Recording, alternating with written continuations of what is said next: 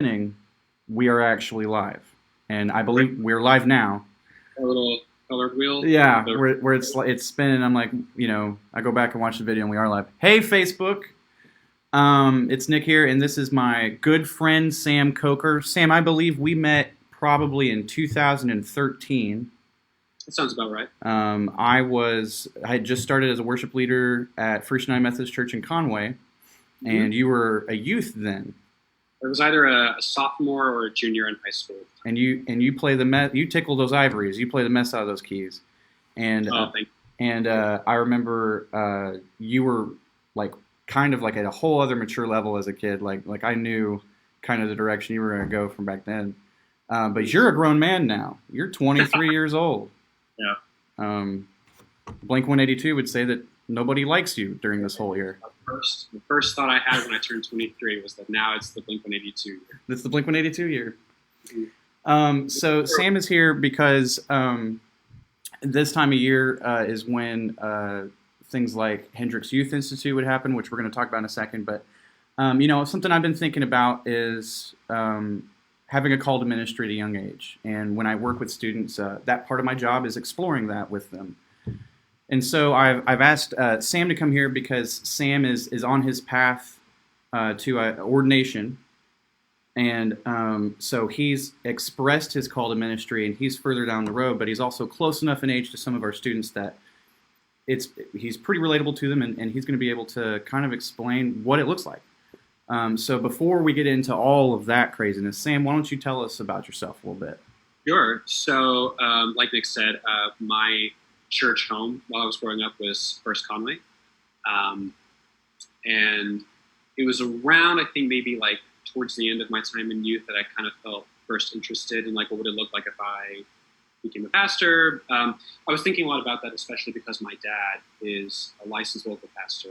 He has currently, he's a pastor at two churches in Athens. And he made that switch mid-career. So only within the past few years or so has he kind of made this change to becoming a full-time pastor. And so that was starting to be on my mind a little bit in the way that like whatever your parents do was like your first idea of what a possible career or job would be. So it was at Hendricks. I went to Hendricks College. And that was where I met a group of students who were already themselves thinking about going into ministry. And I remember specifically that there was a small group called Exploring Ministry Together that met after chapel services at Hendricks. And a friend who I had just gotten started to know suggested, hey, you should come to EMT with us sometime. And I remember being a little hesitant. I was like, okay, I don't know, because it feels more of like a commitment than maybe it really is, or that they're asking more of me than they really are. But I said okay, and I started going, and that was a space where our chaplain at the time, J.J. Whitney, would bring in different people from different parts of the Arkansas Methodist Church and talk about, what did they do? How did they get there? What advice do they have if we're interested? And I kind of realized that I wanted to keep having these conversations, and I was very interested in what ministry looked like. So across my time in college, I kind of held on to that and started asking more questions to folks. One of the things that really helped me was that I, for 3 summers, was college mentor for Hendricks Youth Institute, which is the still relatively new summer program where high schoolers can meet for 2 weeks and learn a lot about what are the different paths of ministry in Methodist Church. They do a lot of community forming. They go on a mission trip. And then they get to learn the first thing, like what an elder and a deacon are, for example. And that's definitely something we can get more into later as far as like the names in terms of ministry in the Methodist Church. And then also just being able to do different opportunities. Like I was able to do a pastoral internship in my home church when I was a junior, like right after I was a junior in college. And then also I got to preach for a few times throughout my time at Hendricks, and that really kind of confirmed to me that was something I really loved doing and was interested in doing. Awesome. Yeah, so you talk about the Hendricks Youth Institute, and clearly not having all that going on this year with all the unpleasantness. We refer to the great unpleasantness here at Momel. But if you're somebody who maybe is interested in 2021, this is something that is affecting potentially future ministers. If you're, I think that it would be if you were in 11th grade next year, right, or this upcoming year. So yeah, it takes rising juniors and rising seniors each year.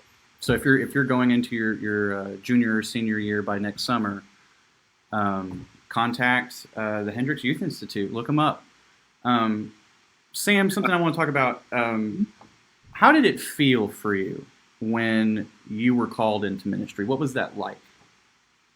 For me, my call to ministry, when I look back on it, my first thought, it was kind of gradual. I don't have a specific moment necessarily where like this is the moment where I realized exactly what I was going to do. For me, it was much more of like a gentle nurturing and encouragement from my friends and mentors and just people who I knew really cared about me and were interested in wanting to know like what I was interested in and what I wanted to do as a possible career. So when I talk about like my friend who said, hey, you should come to this small group where we talk about ministry. That's one of those things where it's like, it's very gentle. It's very almost kind of a quiet like push. But it's absolutely a step on the path to ministry that I took. And I'm very grateful for her. And then also I think for the movement of the Spirit that I think I can look back on throughout the past few years. Yeah. What exactly, what are some things along the path that you've been on since like recognizing your call to ministry? What are some things that maybe or people that have been influential in all of that? Well, definitely, I think the first person I would say is J.J. Whitney, who was the chaplain at Hendricks College at the time. She's at Bentonville now, isn't that right? Yeah, she's at FUMC Bentonville now, and she was excellent. She did a really good job of just kind of, again, she's not, she wasn't like forceful of anybody, of course, but it was always like, hey, you should think about this. Mm-hmm. Just think about this possibility. Just kind of like throw something out there. Like I remember my pastoral internship happened originally because she just said, hey, maybe you should think about doing this for us and just see what it's like. And then she got in touch with people and then that had an interview happen and all that stuff. And so like, just someone who I think very clearly had my best interests at heart and wanted me to explore different opportunities and through some possibilities. JJ was also involved with the Hendricks Youth Institute, so that was another kind of avenue. Because she was the person who said, hey, you want to be a college mentor for HYI. So I definitely learned her. And then also just some of my other classmates at the time at Hendricks, friends who were asking themselves the same questions as I was and taking opportunities to explore ministry, being in community with them and supporting each other. That was absolutely fantastic as far as helping me discern my own call and also just feel like wherever I would go into ministry, I would not be alone. Mm-hmm. I would have peers, I would have friends, I would have like people who I really care about and who really care about me, and that's very, very important when you go to ministry is to have your people. Yeah, absolutely. Because no one could do it alone. I mean, it's such a daunting task. No, absolutely no. So and as we discuss this, there's a lot going on in the world today. And I think about maybe a student who, is nervous about thinking about going into ministry at all in a world that we live in like this. So you were telling me kind of before we started, kind of about what your next path is during COVID era even. You want to kind of touch on that a little bit? Sure. So right now I have finished my first year at seminary and I have 2 more years before I complete my degree. And at my school, the second and third year, you do what's called field education, which is their term for basically an internship where you are at a church setting or maybe you're at a kind of chaplaincy setting, basically where you, as a kind of part-time job, work in a ministry setting and feel things out and learn, really, again, it's another opportunity to discern your call and also just to get some experience and practice of ministry, not just spend all the time in the classroom. And you do that along with regular learning, and all that sort of stuff that's going on. Just happen at the same time as other classes. So field ed doesn't start until the semester starts, which will be at the beginning of September. And for the record, I go to Garrett Evangelical Theological Seminary, which is a United Methodist seminary in the Chicago area. Yeah. How's Chi-Town doing? How's Chicago? The weather is a little better than it is in Arkansas. It still gets humid, but we have a really nice breeze and wind. It's not quite as hot. It's the Windy City, isn't it? No, or is that Seattle? We're right on Lake Michigan, so Yeah. get some lake winds coming in all the time. So Yeah, lake it's sometimes a little gross. Not as bad as Arkansas, though. I do not miss the Arkansas summers. Yeah, it's actually a real bad one this year. We haven't had snow in 2 years, and so like we're in a heat Yeah. spell, and so It snowed in April here. it snowed in April. Yeah, I remember it snowed like a massive flurry on Halloween. It was kind of like the beginning of winter, and then like even into April it was snowing. That's crazy. I miss it. But anyway, yeah. So field education for me is going to be an appointment at this urban church, which has a few different sites in the Chicago area. Because of COVID, I haven't had necessarily all the conversations about this, but the work that I do and the networking I'll do is going to have to be, at least the majority of it will be online. So I think what that's going to look like is perhaps helping in worship services, which are done online, and different people kind of film themselves doing different pieces, and then they all get edited together for the service on Sunday morning. There are different ways that congregants are connecting with each other through Facebook and Instagram and things like that. So it's really taking advantage of social media to reach out to people. So again, there's a lot of unknowns, and one of the things about COVID is that we have to learn to just be okay with the unknown and just be patient, because everybody is learning how to do this at the same time. And we're all trying to adapt, and we're all trying to do our best. So I'm confident that I will be able to do some good work and meet people and do ministry for sure. I don't necessarily know what that's going to look like yet, but I do know that I have it. Like, it's going to happen. So that's good. Yeah. No. Here he is, Facebook, a man of faith. Because really, that's all we have to get by in this next season. Like, there will be this will end. This too shall have an end. But really, for all kinds of ministry, and you're learning this in a large city, firsthand. Yes. In the middle of this upward trend of cases that we're having, and you gotta live by faith. A lot of the time. And so I think it's actually kind of, in some ways, a blessing and a curse for you to be able to be here when you are. I think I don't know. I think I've spent a lot of my life being uncomfortable, not necessarily knowing exactly what's going to come next.